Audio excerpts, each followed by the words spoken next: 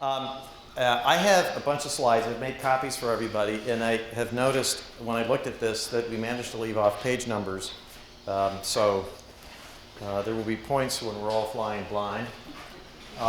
And what I tried to do is pull together materials from the Energy Information Administration and other sources to give you an idea of where we are today on energy use and what the forecasts are going forward, and what will be the reasons.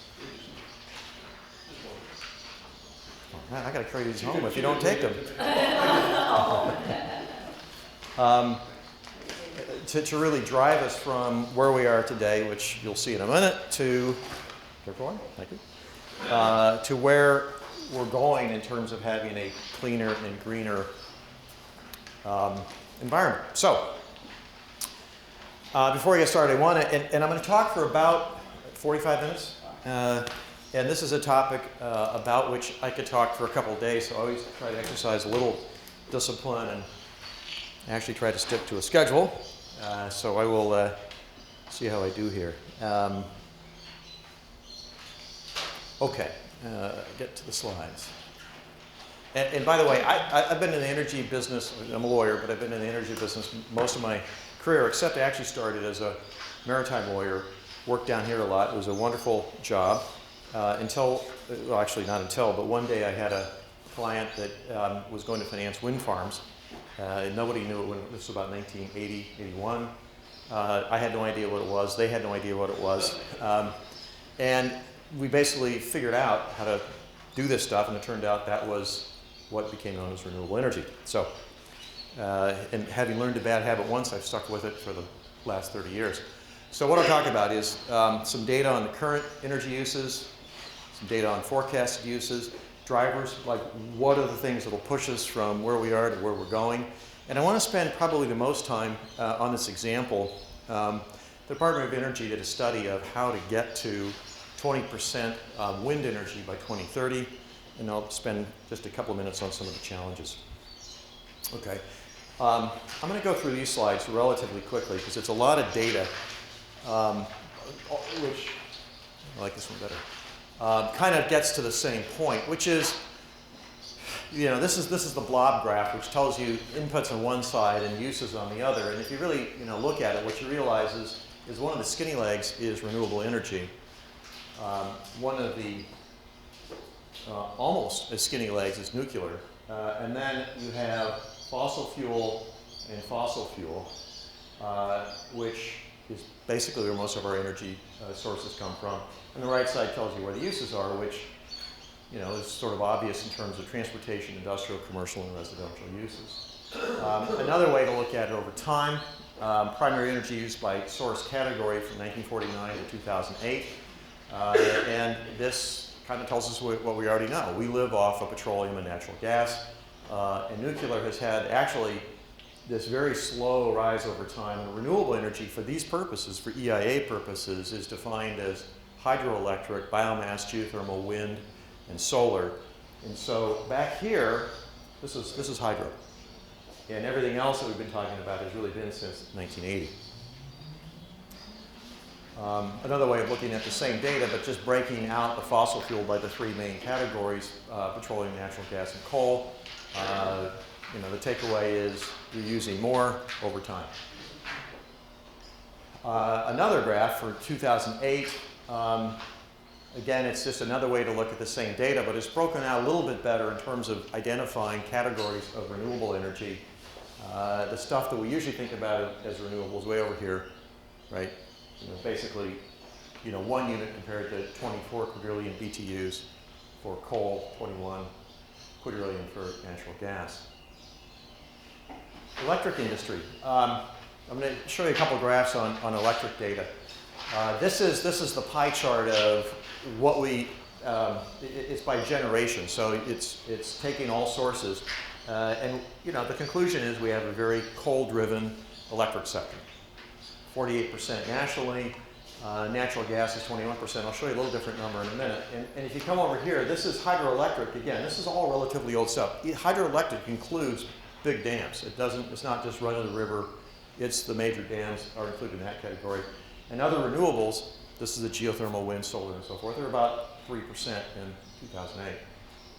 This is by net summer capacity, and what you see here is this is when the weather's hot, electricity gets used a lot because people turn on air conditioners. And there's a concept of what's called peak load, which during the summer, the peak is higher than it is in the winter in most parts of the US. And what happens is you end up with this flip between natural gas and coal, so that as we have more electric use, the peak is actually being run off of natural gas. Okay, well that's the summary of where we are, and lo and behold, I'm still on schedule. So I'm going to have several charts here, which is the EIA collects data and does an analysis of looking forward, what are we going to be using in the future? And they have a projection out to 2035. When Jerry first talked to me about this, we talked about 2050. I could only get data to 2035, so I revised the talk. We're only going to 2035. And what you'll see is that the projections are that most of there is growth in energy over time, but a fair amount of what is added is coming from non-fossil energy sources, renewables, and yet, as we get out to 2035, their forecast is we're still going to be 78% using fossil fuels. Growth-wise, renewables grow relatively quickly, about 2.8% a year, and in the electric sector, the forecast would be that actually something like 41% of the growth in electric generation capacity will be from renewables. I think I've got a couple other slides. One topic we always talk about in energy use is energy efficiency. This is going to be the great savior. We won't have to build anything again.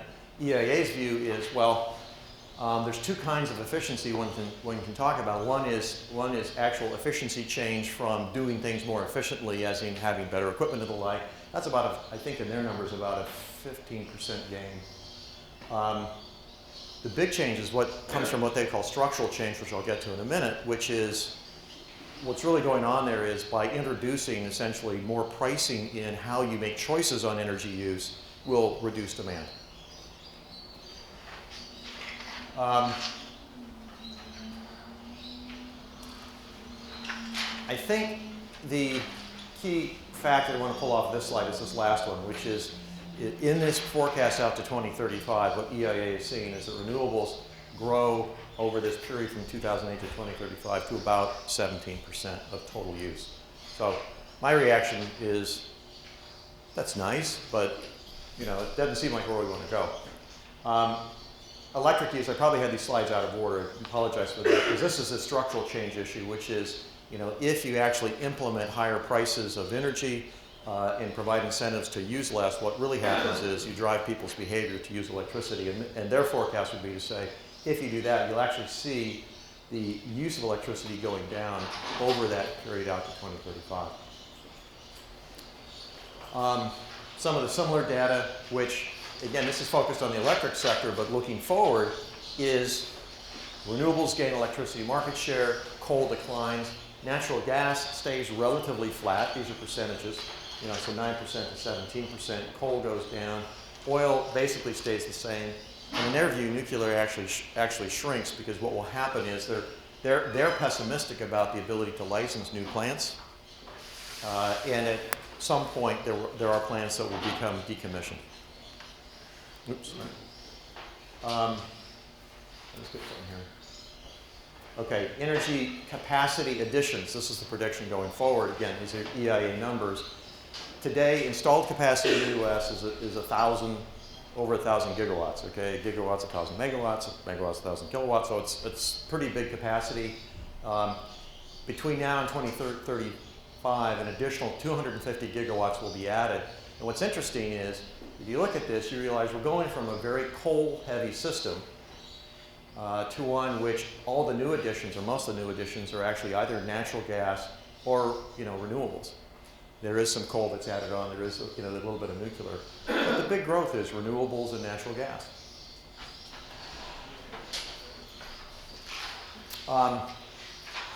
Now, this is where people get into arguments in the energy sector is, it's going to grow, but what's going to grow? Well, One of the things that I've learned about the renewables business and being in it is that it's like viewing an assemblage of tribes as all being part of the same tribe. They sort of are, but when you get to the point of, well, who's better, who's going to get the most, then suddenly it's great internecine warfare over who is the future. And so the EIA's view of the universe is that wind will have a big run up over the next several years and then will flatten out.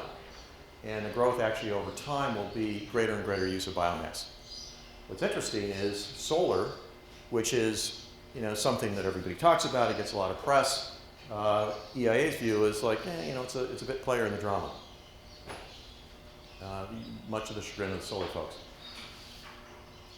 On the biomass, do they talk about what the feedstocks will be?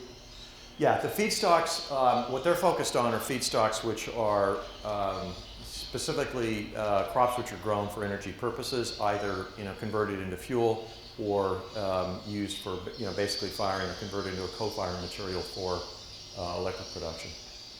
So they try to dodge the food in energy debate by saying we're not backing corn. Although this report was done before EPA came out a couple of months ago with the revelation that in fact the carbon footprint of ethanol plants is better than anticipated or had been advertised. A couple seconds on fuels. Interesting from the EIA perspective is what they're really showing is the use of liquid fuels or biofuels or total fuels is actually flat for petroleum and petroleum products, and the growth is in biofuels. So that would be cellulosic ethanol, grain ethanol, algae. Very complicated slide that says the same thing, and the gist of it is looking over here, and I'll talk about the policy, of the renewable fuel standard is. But if you look at this, this slide, it gives you an idea of the breakdown of the different kinds of biofuels which are expected to be used by 2035, which is it's actually relatively diverse.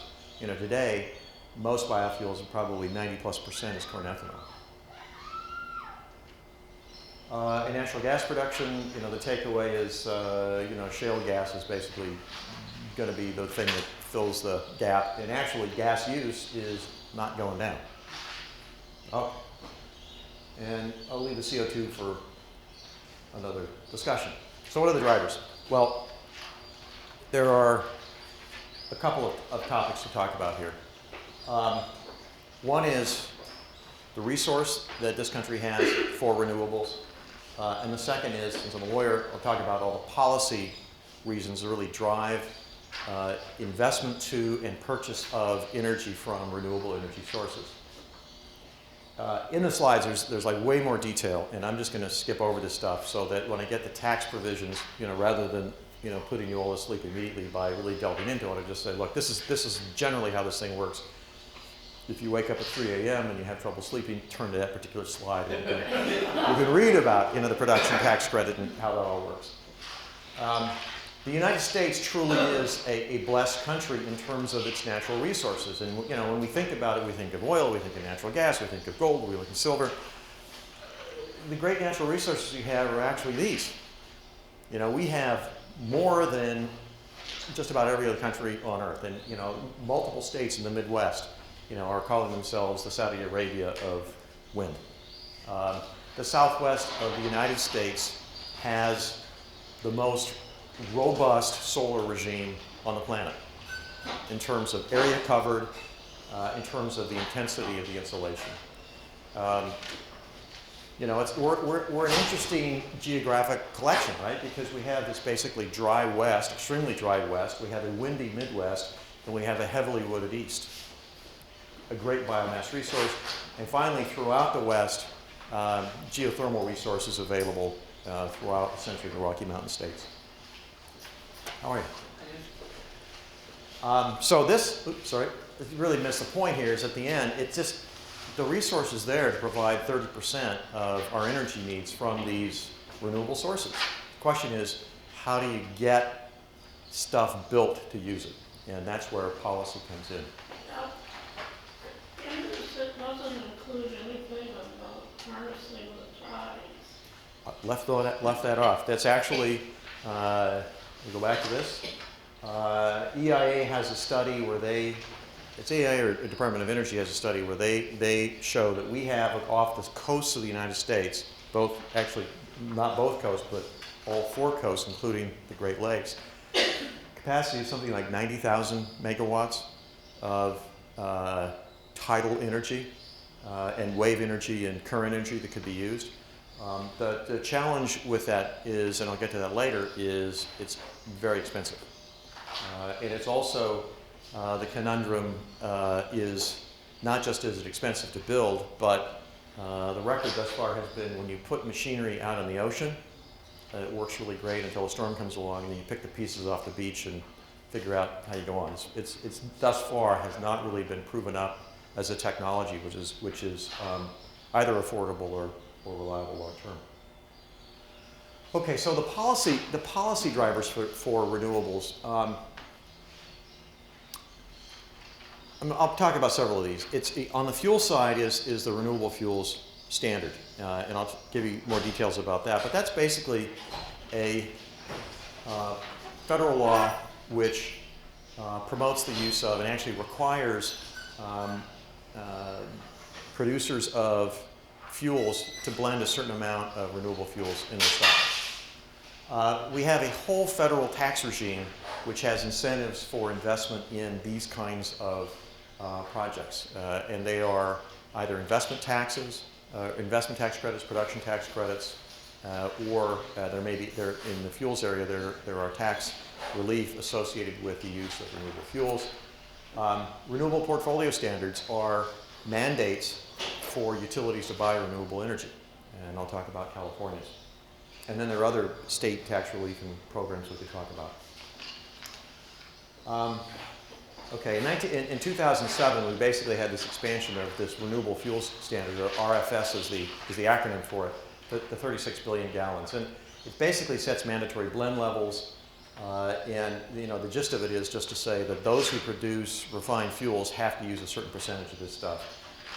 And the chart, it kind of gives you an indication of how much is to be used by 2022, and it's, you're coming off a base of like 4 billion gallons with a target of 36 billion by 2022. I mean, this is policy-driven, mandated purchases that essentially create demand pull for a product, and it means that folks can go out and invest in these projects that produce, ethanol or the like, and there's a customer. This is the economic impact, which is the gist of it is it's creating a lot of jobs in an industry that wasn't there before. For the ethanol industry, it's been the creation of an industry and the destruction of an industry, but it's coming back again sort of in its second generation. The tax incentives, sort of the headline issue here, or the question people always have on this is why do we do this tax stuff? It would seem like easy enough to maybe have some other means of incentivizing people to do things. And the interesting thing is that in the energy field, this is one of the great areas of interface between federalism and states' rights. And energy regulation, electric regulation in particular, is very heavily a local and state regulated business and operation. And so the federal government really has no tool to provide incentives other than the system that is a national system that we all have to deal with, which is the Internal Revenue Code. And so a lot of the incentives that you'll see that are provided for any kind of behavior that's trying to be incented to go one way or the other is through the tax code. So in the renewable area, what we have are tax credits. And for electric production, there are 2 types. One is called a production tax credit. This is what applies to wind, biomass, and geothermal projects. What does this do? It essentially means that for every kilowatt hour of production, there's a tax credit of, today it's 2.2 cents that accrues. So a taxpayer who owns one of these assets that turns the meter just like the meter in your house turns, gets a tax credit of 2.2 cents. So what's the value of that? Well, what happens is if someone can use that credit, then they are willing to sell the energy from that facility at a lower price than if they didn't have the credit, and that's exactly what happens. This subsidy of a tax credit results in lower power prices out of these facilities. Bunch of rules. around it. But a key element is this expires, and it's expired before. And what happens is when we get close to these dates, you can see some very interesting behavior driven by the fact that people can see the end of an incentive, so they try to get everything before the incentive done before the incentive expires. And when the incentive expires, suddenly all activity stops. The production tax credit is a different kind of tax credit, which is, I'm sorry, the investment tax credit. That's interesting, I call it a production tax credit. This is an investment tax credit. It's misnamed. This is a tax credit like for solar is the place where it's usually oriented. This is just if you put solar panels on your house, you get a tax credit of 30% of the installed cost. This applies to small facilities, big facilities. Why have an investment tax credit as opposed to a production tax credit? Well, the theory is that if you have immature technologies, that an investment tax credit is going to drive more investment because investors will put money in knowing they're going to get the credit whether or not the thing works. The investment tax credit was what got the wind business off the ground in the 1980s. It was a great incentive for people to invest. The challenge was that maybe less efficient, less worthy machinery and equipment got installed, and the result was, by 1990, you had a bunch of machines that were junk. So that's why the alternative was to say, well, wait a minute, if we actually have something that has mature technology, what we should be incentivizing is investment in something that works. Make sure that it works, and the better it works, the more you get. That's the production tax credit. So there's a line that this technology crosses where it would be, if it's early stage, it's investment tax. If it's later stage, it's production tax credit. And am I right in that tax credit's great if you're actually making a profit? But Yeah, well, not, yes, that's true. If not, you can trade your tax credit, right? Yeah, there's a whole industry around selling interests in assets which have these credits. The summary of it is you can't use them, I can't use them, large publicly held corporations can use them. Before the credit crisis, financial institutions bought this stuff by the bucket. They then turned into non-tax-paying entities and they lost interest. And we'll get to what happened then. Let's see, on the fuel side, the tax benefit here is basically just a credit, okay? So that for every gallon that's used, there's a credit that's associated with it. And again, it's a credit that is designed to drive use, not just go spend some money and I don't care what happens. And you might have read all these things are expiring, at the end of this year, and that's why you read in the papers about this is a big deal for the Midwest because all these ethanol plants they're really going to go off a cliff if they don't get this particular credit extended. So I'm going to skip over some of the credits because this is really like way more detailed than anyone other than an investor wants to get into. But it gives you a feel for the nature of and sort of the extent of the federal government's support or subsidies for these things, which are credits of one sort or another: an investment credit, a production tax credit for renewable electricity from wind, geothermal, biomass, solar, for biofuel production. That's sort of the underlying subsidy that the federal government provides for this stuff. Now, to get to your question, so we get to the credit crisis, and what happens is, of course, all the investors who were buying into these projects, and the fancy word is monetizing these credits, they discovered the old-fashioned way of tax planning, which is if you lose enough money, you don't pay taxes. So, it's a brilliant strategy, right? Until you no longer have a job. So, what's in the stimulus bill, the American Recovery and Reinvestment Act of 2009, is a provision that says, okay, we need to fix this, and the way we'll fix it is you can trade your credit for a grant from the federal government. So now, today, for projects which commence construction by the end of this year, instead of claiming a investment tax credit of 30%, you can go to the federal government and get a check for 30% of the cost of the project. So it's the federal government is basically handing the money out. That's a big change, and the lively debate in Washington, among other things today, is what's going to happen with that. Okay. Now this is a slide that always annoys me because it never comes up as it should. But this is really interesting because on the hard copy it shows. Yeah. Okay. All right. Yeah, I've used this before, and it's done the same thing to me. I was like, wow, this is it's like a quiz, discover what's in the box. What's a renewable portfolio standard is the other big tool that's out there to drive investment in renewable energy. And a renewable portfolio standard is basically a legal obligation on utilities to buy from a particular source. That's it. We do not have one at the federal level. The first one was enacted, I want to say it was maybe Iowa in the mid-'80s. And since then, we're now up to 29 states or so that actually, in DC, that have mandated programs. That is, if the utility does not buy, at some point they can get fined. And then there are a half dozen or so which have goals. And what this does is, if I get to that, we talk about California. I mean, we have a 20% RPS standard. That means the investor-owned utilities, Edison, San Diego Gas and Electric, PG&E, have to go out and buy 20% of their generation from renewables. The target date is this year. And by executive order, we're now working on 33% by 2020. That's huge. And so, if you're in the business of selling energy, you just kind of think about this logically. If you're in the business of selling the stuff that your customer has to buy, you're going to sell a lot more of that than if you're selling the stuff that they don't have to buy, because they're like, well, I'm going to meet my mandates first, and then I'll come back and buy this other stuff. And the key from a financing and investment perspective is, you can use this thing.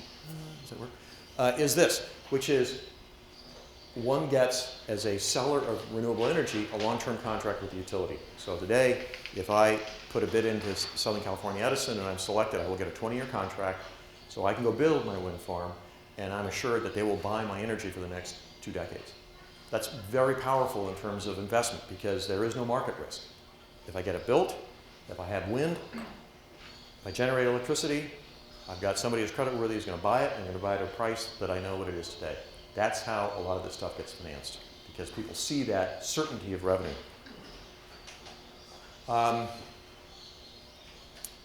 Bunch more details.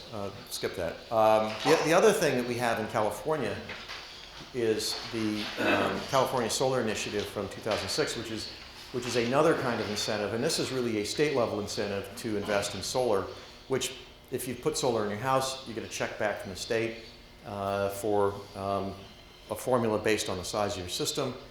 If you had a commercial facility over, I forget, the cutoff was like 50 kW or something like that, you're paid on a production basis. Again, it's very much like the investment tax credit versus the production tax credit, only instead of tax credits, you get cash.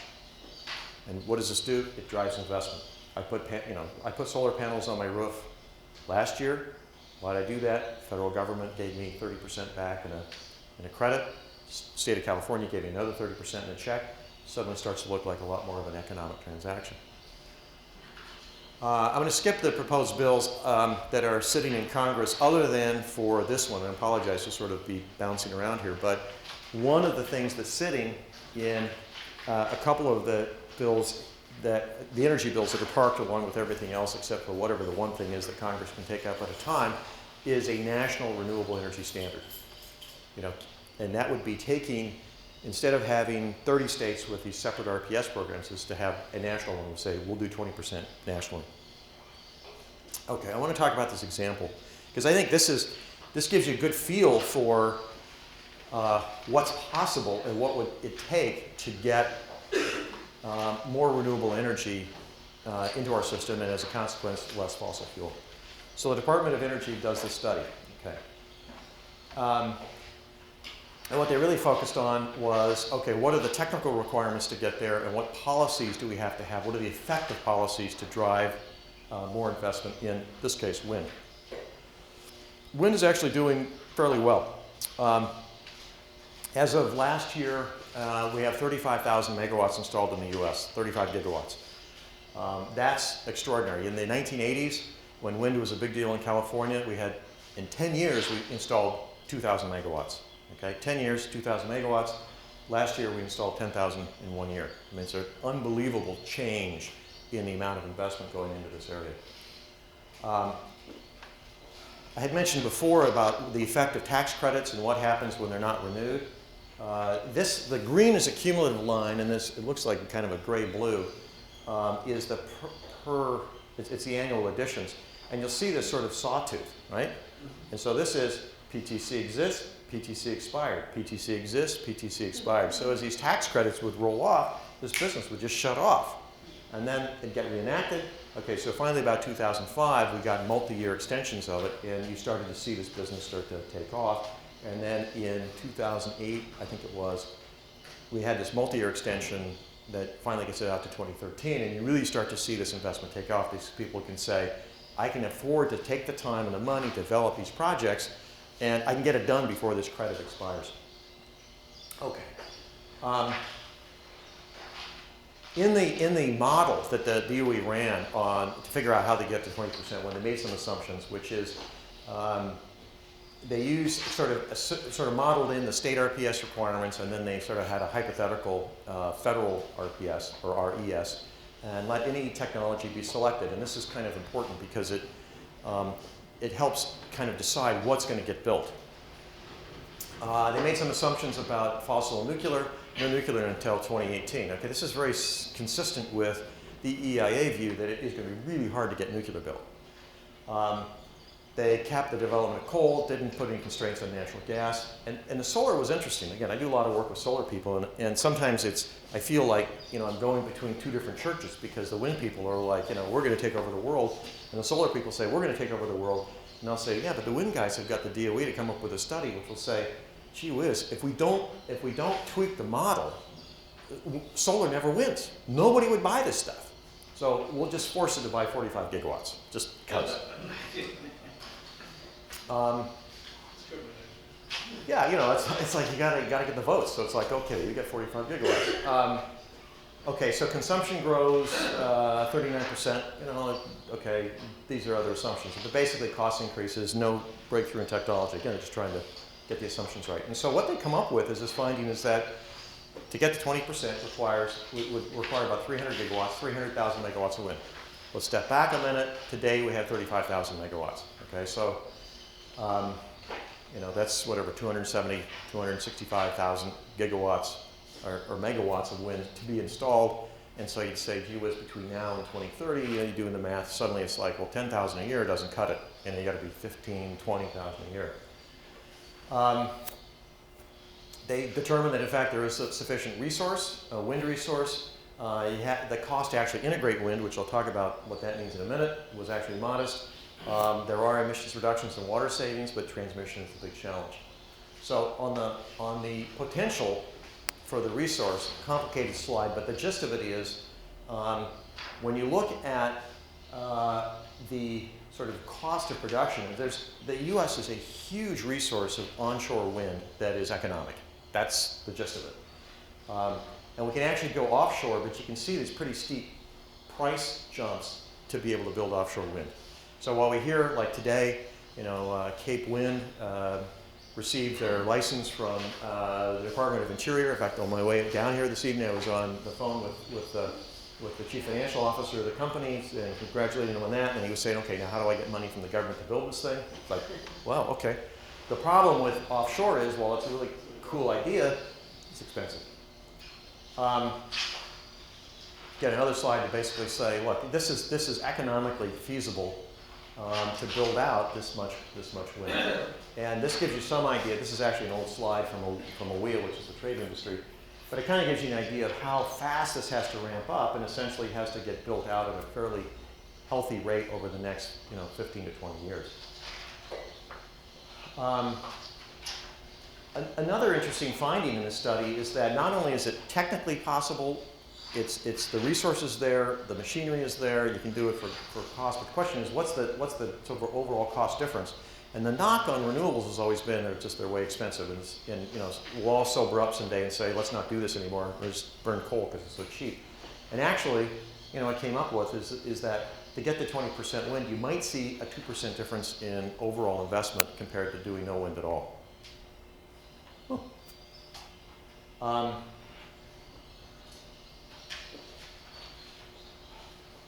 This sure seems like a lot of words, but I think it's the same point about the 2%. And the real sales pitch is, look, it's 50 cents a month. Come on, this is not crazy expensive. Impact on the generation mix is, looking from no new wind to 20% wind. What really happens is it pushes, obviously it pushes fossil fuels off, but it really starts to cut down a lot on coal in particular. And it would avoid construction of 80 gigawatts of new coal plants. Let's see, incremental changes in cost and gas. It's basically just saying if you use wind, then suddenly there's a lot of savings you see from not having to buy fossil fuels. CO2 emissions go down. I think I got some other data on that. Now, Black & Veatch is the engineering firm that helped develop this model for the Department of Energy. And there's a couple of slides I want to point to here because they were looking at, okay, what happens if, not just fine, we have the resource, fine, we can find the machines.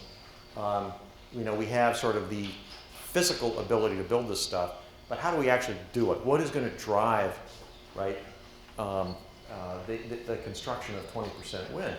And what they looked at were tax credits. These drivers I talked about, tax credits, portfolio standards, and finally carbon policies.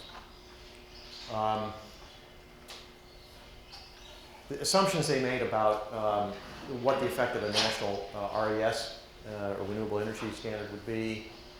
Some assumptions, low to high case in terms of target both for pricing on carbon, both in 2015 and 2030. And so what do they find? Well, one thing is that several things would really sort of drive wind. One is the amount at which you can shut down coal in particular. The more you're able to shut down coal, and coal would get shut down as a result of regulation more than anything else, the more you drive wind. If nothing else changed, if we just sat here today with the same policies that were in place, we basically would see, according to their model, 50 gigawatts, 50,000 megawatts of new wind. In other words, it just kind of goes up this flat line and levels out at 50 gigs. Okay, so you're saying, well, that seems kind of short of being 300 gigawatts. And in that base case, what they're showing is that we're in this really busy period, and then suddenly it falls off. In their model, what happens is wind actually doesn't develop much more than over the next couple of years, and solar sort of has a slow upward trend, and actually most of the growth in those out years is natural gas. So it's not renewables that actually wins, it's natural gas. What gets more interesting is if you start to do things with a tax credit, and so they were demonstrating that by basically putting in a full production tax credit and sort of different levels and higher levels of RPS, you get up to like 150 gigawatts, and this would be, the high RPS would be like a 20% national standard, and a full PTC would be continuing under the same rules now, which today is 2.2 cents, and would escalate at CPI, out till 2035. The really interesting thing is that it's carbon pricing that actually drives this stuff. So it's not so much the policies, but as you start to get prices on carbon, it's not so much that it makes wind cheaper in an absolute sense, but it does make it cheaper in an overall sense because coal suddenly gets to be way expensive and natural gas even starts to get expensive. And so if you go back and look at the assumptions, that high CO2 case drives wind more than anything else. And that's, I forget the price, but it's probably $30, something like that.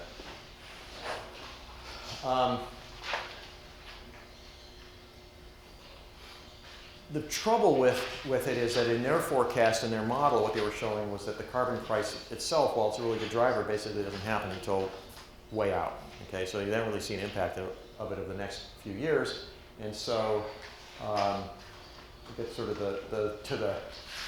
the punchline, which is in order to drive wind to 20% by the 2035 timeline, what really has to happen is that there needs to be this regulatory push, the renewable portfolio standard, renewable electric standard, and then ultimately, a carbon price which kicks in and has an effect after, say, 2020.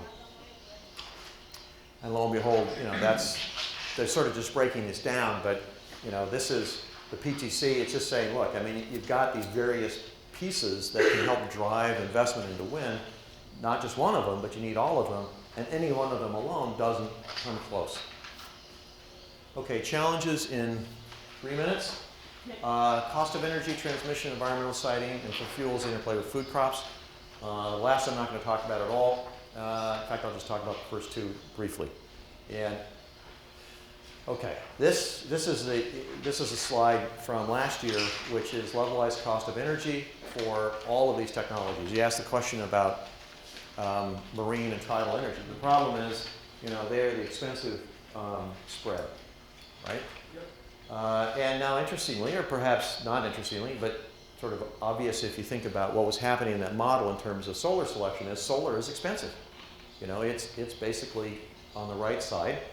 And you come down and you find actually onshore wind, landfill gas, solid waste, municipal solid waste, geothermal are actually relatively cheap, and down in the area where the cheap, dirty guys are, namely coal, which is actually the cheapest form of energy production we have, because we don't really price all the attributes and the impacts of it, and natural gas.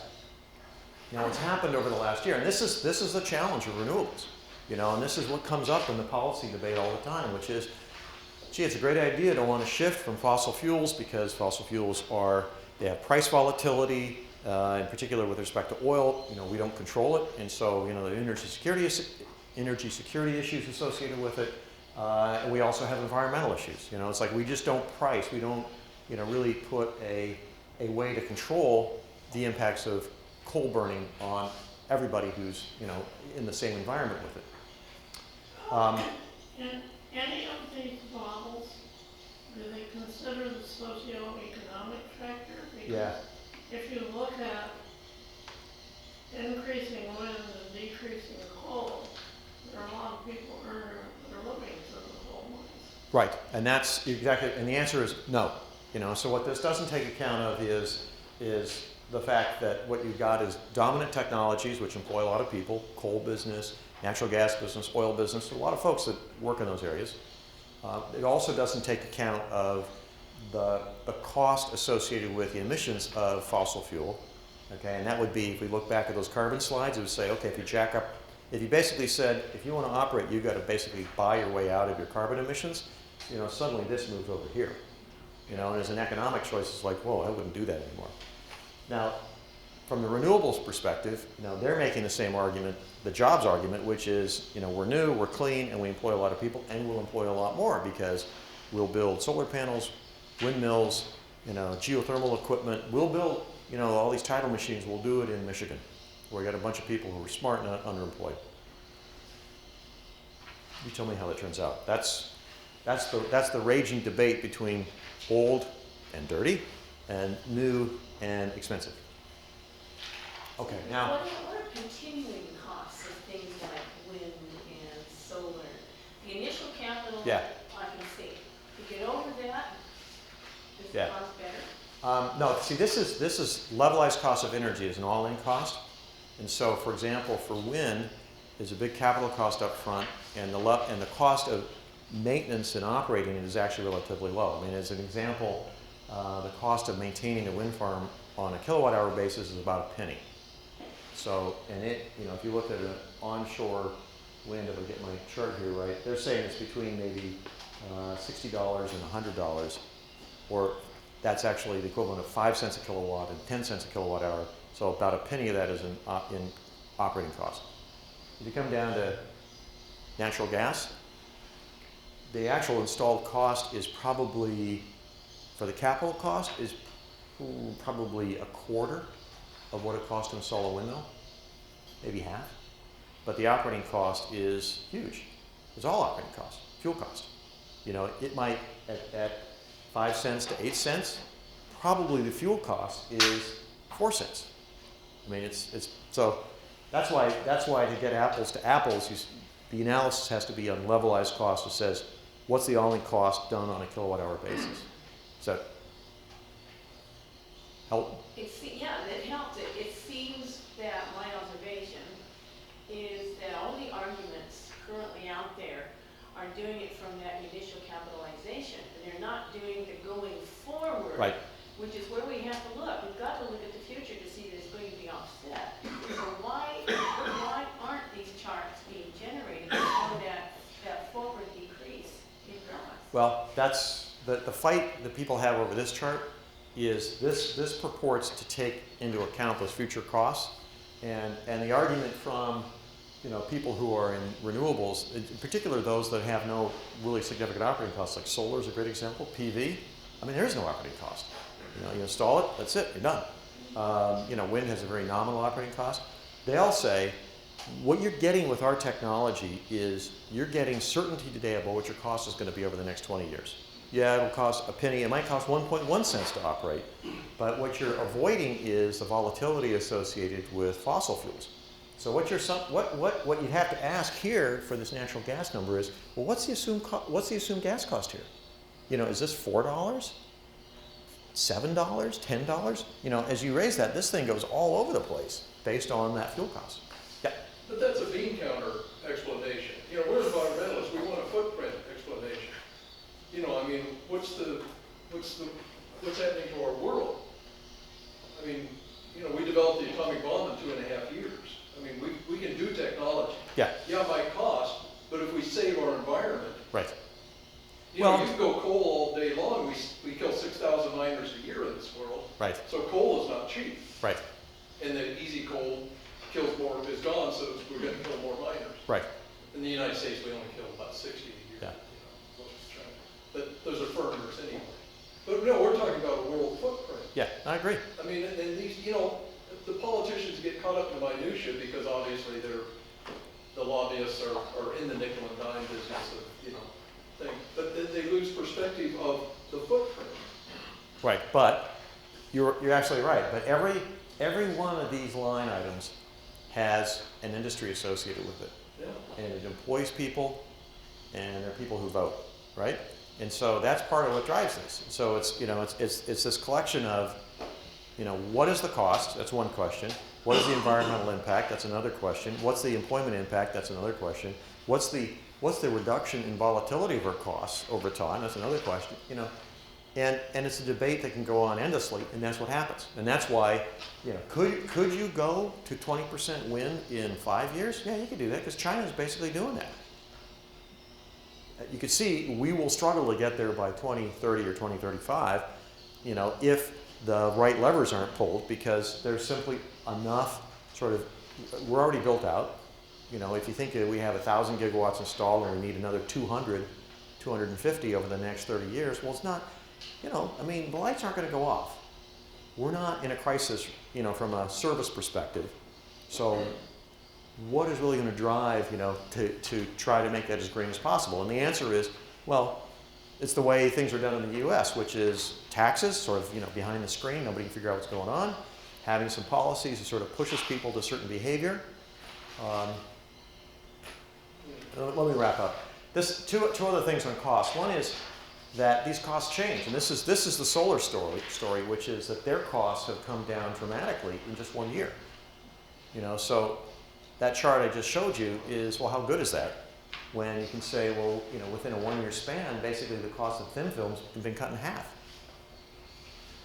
And this is the cost story, and why renewables, while they're politically and they're environmentally attractive, if you're sitting in California and your average rate statewide is 12 cents, you can say, well, having wind is not the worst thing that happens to me, right? Because it might be more expensive, but I might go to 12.75 cents. If I'm sitting over here in Missouri at 6 cents, or Indiana at 7 cents, am I willing to pay 10 cents? Cost of intermittent wind, it's just basically intermittency costs, and it's something that has to be accounted for. Wind doesn't blow when you need electricity. Have to account for it. Look at the forecast. Transmission. Here's the transmission issue is pretty simply stated. We have a system that works wonderfully. It was designed a certain way. You got the power plants in one place. You got people in another place. You got transmission lines in between. And now we're saying, let's switch to a system where the generation is going to be in a lot of different places. It's going to be out in the desert. It's going to be up in the windy places. It'll be out in the ocean. There are no transmission lines. And that is and I've got it listed here. This is just wind. There's like 300,000 megawatts of wind projects that are trying to get connected. And virtually all of them are in the wrong place. There is no transmission line for them to connect to. Oops. And so that's why when the PUC did this study of why These are IOU executed contracts for RPS generation. Remember, I talked about the RPS mandates. If I've got a project and I price it right, the utility has to buy it from me to give me a contract. Well, what they're finding is a lot of these projects were either dying or they were dead. And what was the principal reason? This one, transmission. So they couldn't get it. Done. Big problem. So there are a lot of major transmission projects, but you think of my comment about the electricity in particular being a local regulated industry. There is no federal law like there is, for example, for the highways, or there is for even gas pipelines, to have the federal government say, you can get a license to go from this state to this state. That doesn't exist. So to build a interstate pipeline means that you're subject to the regulation of every state you go through, every county you go through, and regional authorities within the same area. It is extremely difficult to build transmission. So the DOE solution is, well, how are we going to build all this wind and everything else? We're simply going to spend $60 billion. It's not a problem.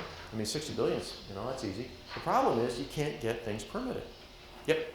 Is there any research being done on wireless transmission?